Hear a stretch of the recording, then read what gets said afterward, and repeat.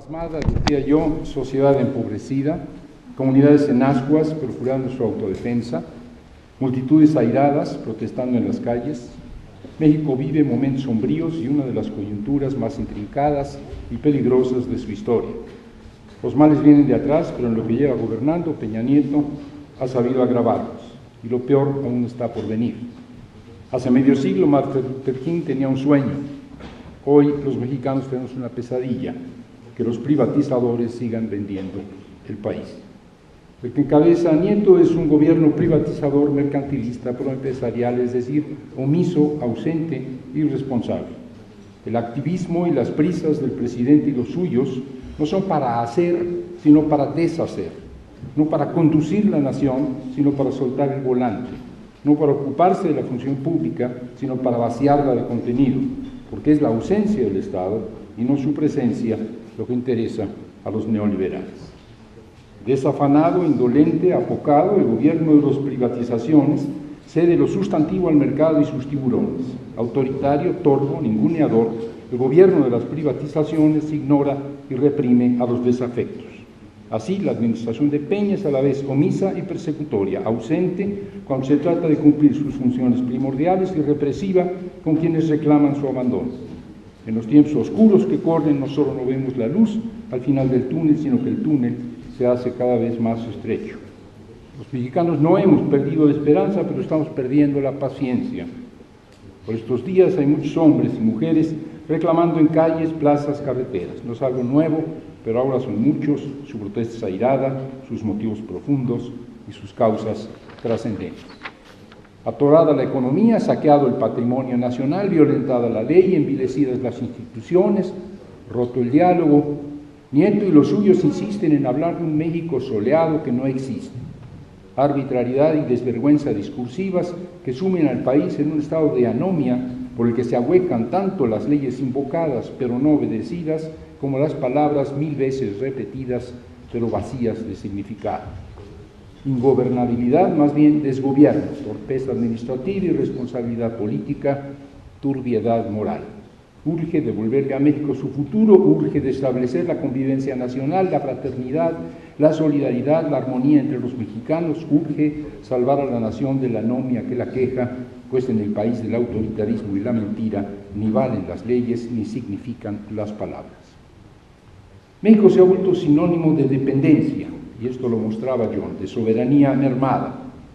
Obvio es que los procesos globales ciñen cada vez más estrechamente a los nacionales, pero aquí el condicionamiento universal devino particular modo de ser. Saldo de la vecindad con Estados Unidos, pero también del desarme económico, social, político, cultural y moral emprendido por nuestros gobiernos desde hace 30 años, es la dependencia integral, estructural de México respecto de la potencia contigua, una sumisión extrema que nos hace excepcionales en un mundo de intensas interdependencias como el actual. En el marco de una gran crisis que pone en entredicho el modelo neoliberal, el modo capitalista de producir y la propia civilización occidental, en la última década América Latina avanzó por caminos que apuntan hacia otro modelo socioeconómico, con frecuencia acompañados por amplios movimientos sociales. En menos de 3 lustros, los gobiernos de la mayor parte de los países latinoamericanos viraron a la izquierda, buscando recuperar la soberanía sobre sus recursos y decisiones y distanciándose del consenso de Washington. México no. Nuestro país está entre las deshonrosas excepciones. Un pueblo que en el arranque del siglo XX marchaba a la vanguardia de las reformas progresistas, hoy es retaguardia, hoy es furgón de cola, hoy es cabuz. En México, la vocación rentista de un capital que en vez de atenerse a las solas ganancias de la inversión productiva, se empeña en valorizar especulativamente los recursos escasos de los que se ha apropiado, coincidió con la proclividad de los 6 últimos gobiernos a privatizar bienes públicos y ceder la soberanía nacional. Así, en los últimos 30 años, el Estado incumplió la obligación constitucional de conducir la economía en beneficio de los mexicanos y mediante la planeación democrática. De modo que por más de 3 décadas no hemos tenido más política económica que la de obedecer ciegamente los designios del mercado. En el mismo lapso se consumó la reprivatización de un sistema bancario y financiero que hoy, además de abrumadoramente transnacional, es ineficiente y medra en gran medida con la deuda pública.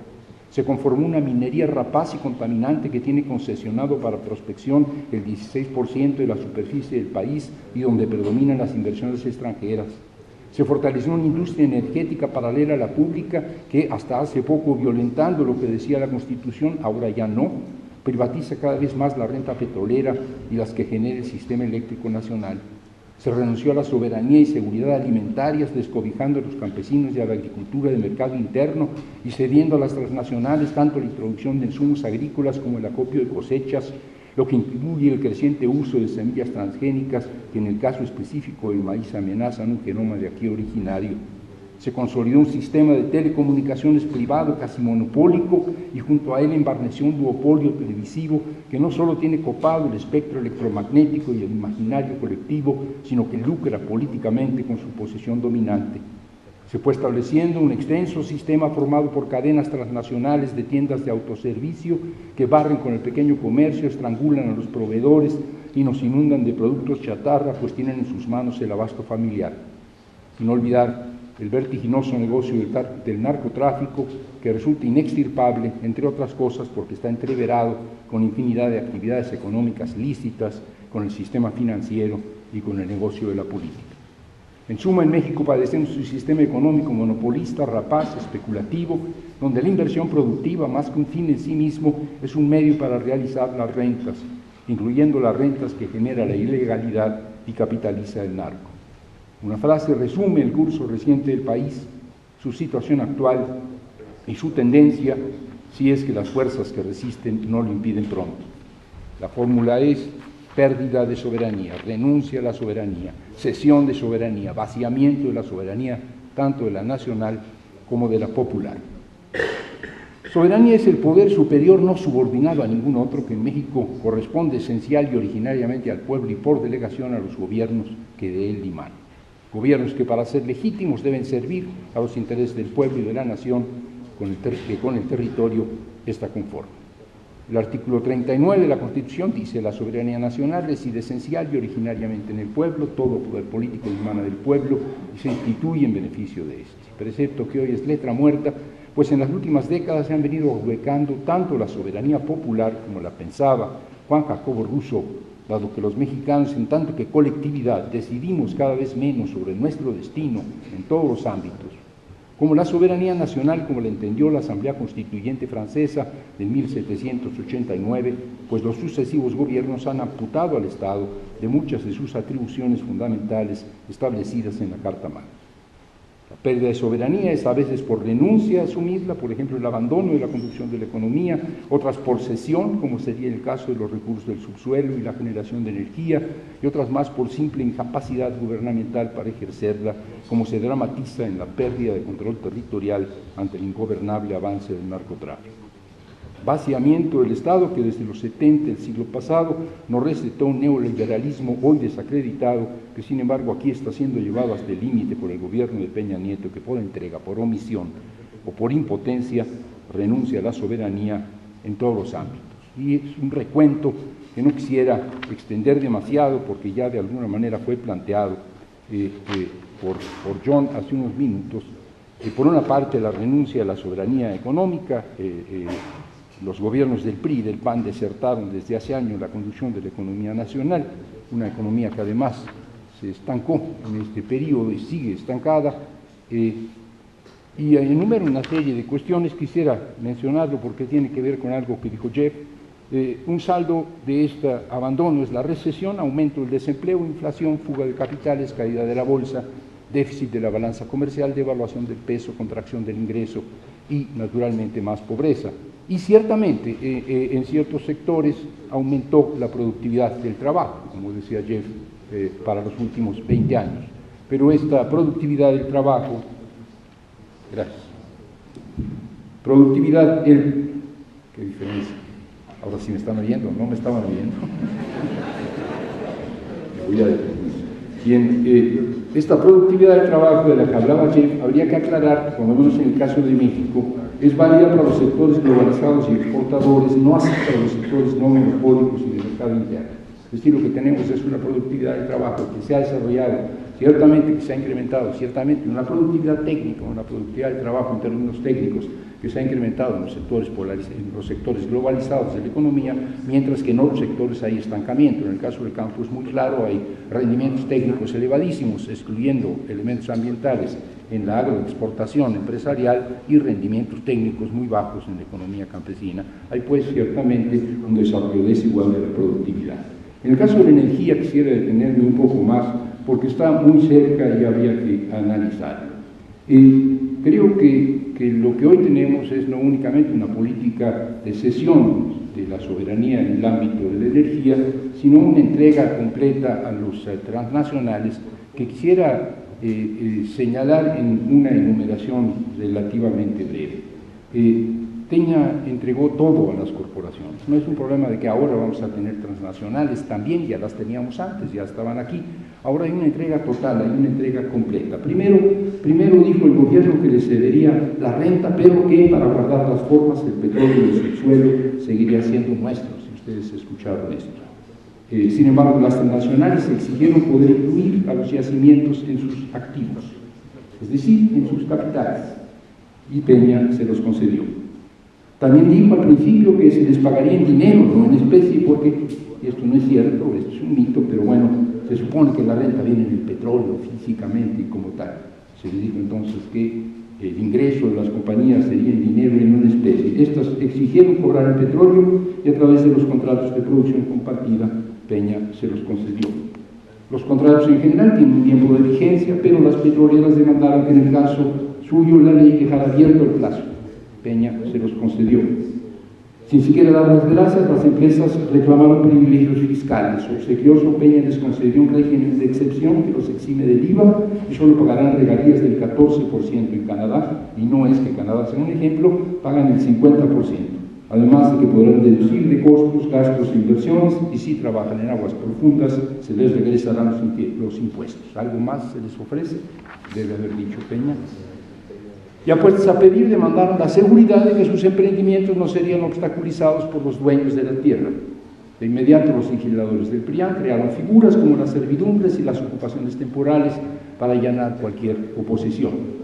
A continuación, las corporaciones exigieron que sus contratos pudieran impugnarse fuera de nuestra jurisdicción y en tribunales internacionales. No hacía falta, porque el Tratado de Libre Comercio ya lo establece así. Peña les dijo que, claro, aquí los tribunales no son problema, pero de todos modos les otorgó la extraterritorialidad jurídica.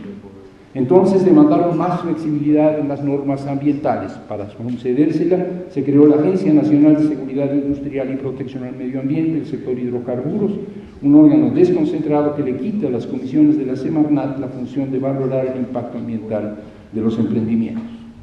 Más adelante dijeron que no querían solo el petróleo, también querían saber dónde estaba, es decir, el acceso a la información reservada que tiene el gobierno. En respuesta, se autorizó que la Comisión Nacional de Hidrocarburos les entregara gratuitamente toda la investigación prospectiva de carácter geológico y geofísico. Las megacorporaciones dijeron también que no querían competencia desleal por parte de las ahora llamadas empresas productivas del Estado, y Pemex ató de manos a Pemex, Peña ató de manos a Pemex, condenándolo a la quiebra y la extinción. Y finalmente se les ocurrió que sería bueno abaratar aún más la mano de obra mexicana, y de inmediato el PRIAN legisló para eximir a los tiburones de la energía de conceder a sus trabajadores derechos adquiridos como el reparto de utilidades. Y una boleadita de los zapatos, sin duda, se las hubieran hecho. Y si esto sucede ahora que están fijando las reglas del juego, imagínense lo que ocurrirá cuando el nuevo marco jurídico empiece a operar y los dineros a correr. Sobre la soberanía del subsuelo no quisiera detenerme, es algo para mencionar algo que en este momento, y no tenía yo esto escrito, es necesario poner por delante. El problema de la minería hoy se expresa muy dramáticamente, no solo en las canadienses, que es algo que hemos venido señalando insistentemente, o en las empresas transnacionales que tienen sus pies en Canadá, aunque no necesariamente sean de capitales canadienses, sino en este caso un capital orgullosamente mexicano, el Grupo México. El señor Germán Larrea es el emblema de lo que es la minería en nuestro país, y no necesariamente porque sea nacional podía ser transnacional.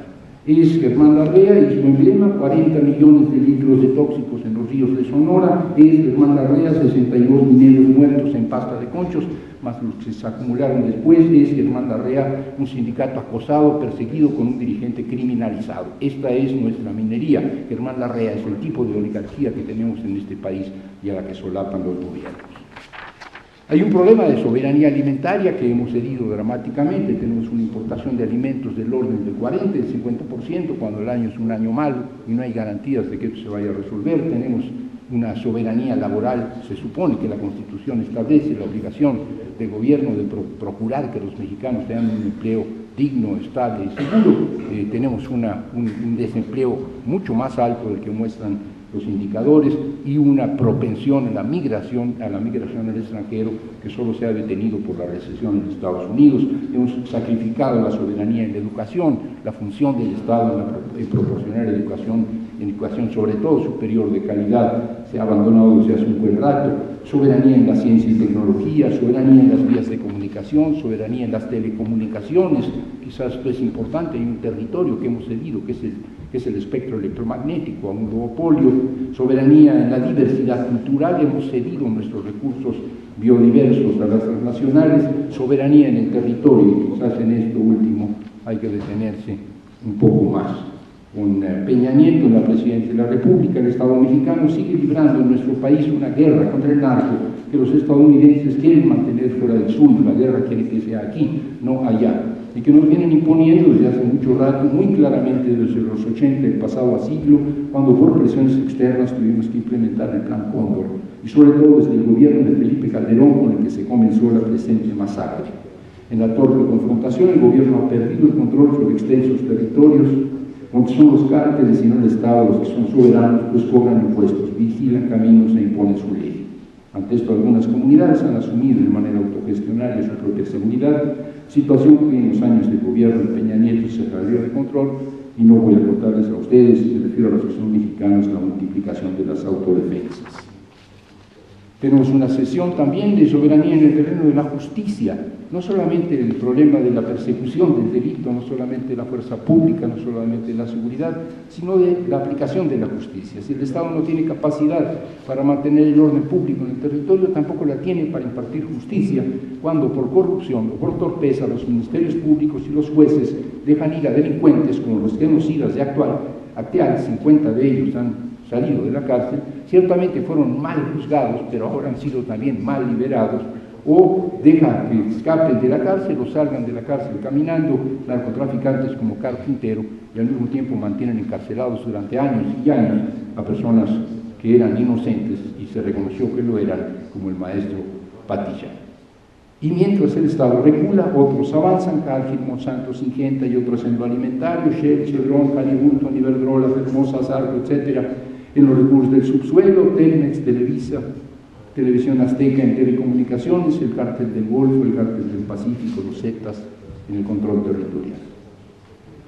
Este y los anteriores gobiernos privatizadores se replegaron en todos los frentes autonómicos. El único ámbito en el que lejos de retroceder han avanzado es en restringir libertades ciudadanas y derechos laborales. Libertades y derechos que en los últimos meses se han venido estrechando ostensiblemente. La nueva ley del trabajo, aprobada mediante el clásico descontón durante el interregno Calderón-Peña, erosiona los derechos históricamente conquistados por los sindicatos, mientras que la reforma educativa no contiene más proyecto pedagógico que el de seguir privatizando, pero a cambio sí conculca los derechos laborales de los maestros. Si es verdad que forma es fondo, resulta claro que en su corto mandato Peña Nieto ha actuado invariablemente en medio del repudio de la población. Como presidente electo, forzó junto con Calderón la aprobación de la Ley Federal del Trabajo, teniendo como fondo las protestas de los sindicatos independientes. El 1 de diciembre de 2012 tomó posesión protegido por un erizado cerco policial y rodeado de un mar de aisladas movilizaciones. La Ley de Comunicaciones se sacó adelante en 2013, pese a las protestas callejeras de los jóvenes del 132. La reforma educativa se empujó dando la espalda a decenas de miles de maestros movilizados en la Ciudad de México y 22 estados. El discurso, el primer informe de gobierno, veremos ahora el segundo, lo tuvo que dar Peña Nieto refugiado en la seguridad de los Pinos.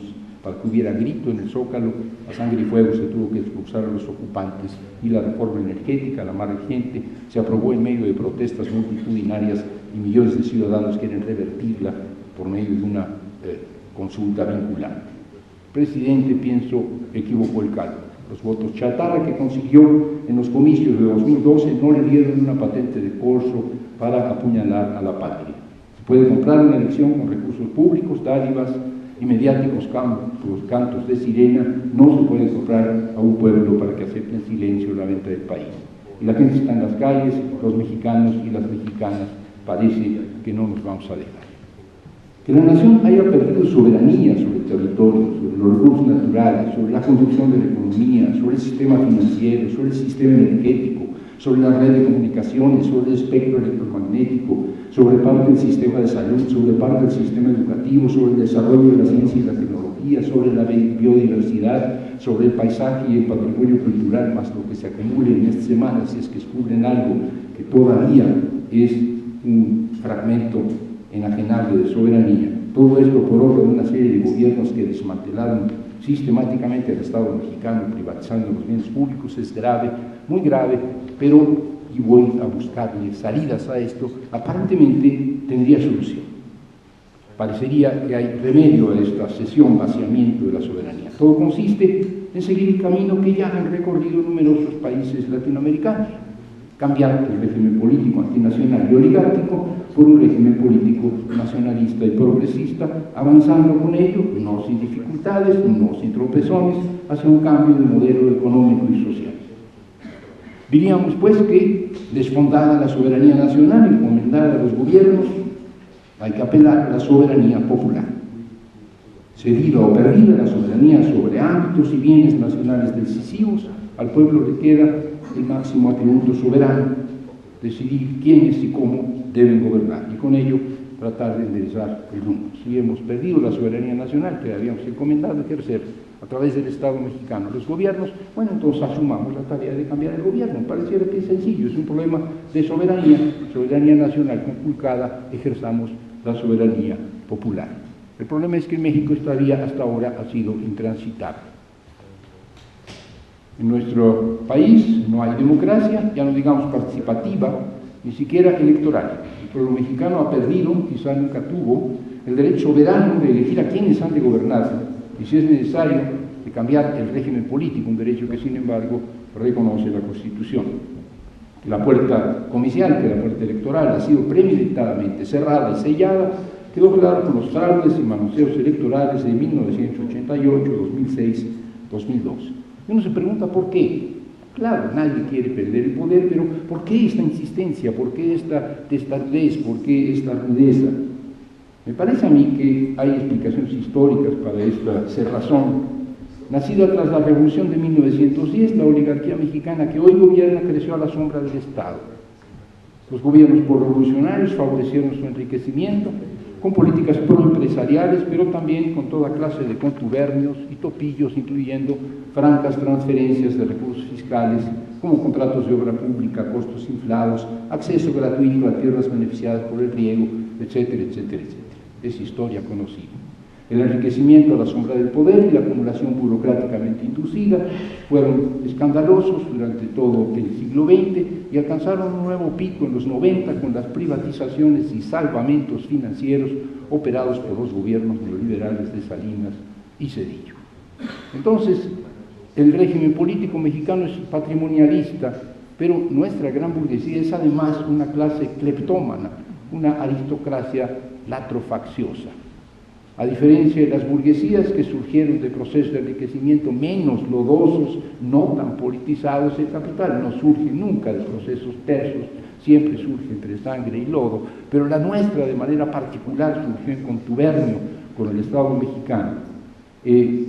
A diferencia, digo, de otras burguesías que surgieron de procesos menos lodosos, menos estatistas, nuestra clase empresarial tuvo al Estado primero como padre dadivoso, luego como cómplice de sus raterías y al final como solícito sirviente. Acostumbrada al amaciato con la administración pública, a la gran burguesía mexicana embarnecida a la vera del poder, no le basta con que las políticas sean propicias a la acumulación de capital. Necesita el control directo del gobierno con el que hace negocios turbios e ilegales. Una burguesía emblemáticamente representada por gente como Germán Larrea, no puede aceptar un cambio de gobierno, aunque este no fuera privatizador, aunque este no fuera anticapitalista, aunque este fuera tibio, simplemente porque puede ser que fuera honesto y esto sería suficiente para acabar con sus negocios. Este es el tipo de burguesía que tenemos y este es el tipo de relación que estamos estableciendo con las transnacionales cuando todo lo que ellas demandan les es concedido. El mensaje político que con los fraudes dan los poderes fácticos es nítido, se acabó. Olvídense, los pueblos y las izquierdas deben dar por cerrada la vía electoral. Aunque sospecho que no vamos a aceptar este ultimátum, sin embargo, algo ha quedado claro. En México no se ganan elecciones solo preparándose para estas elecciones. Aquí, para vencer en los comicios y que el triunfo sea reconocido y por lo tanto podamos emprender un viraje difícil y prolongado, hay que empezar a comprar los guajolotes porque cuando recuperemos el petróleo vamos a tener que volvérselos a pagar, cochinitos y guajolotes.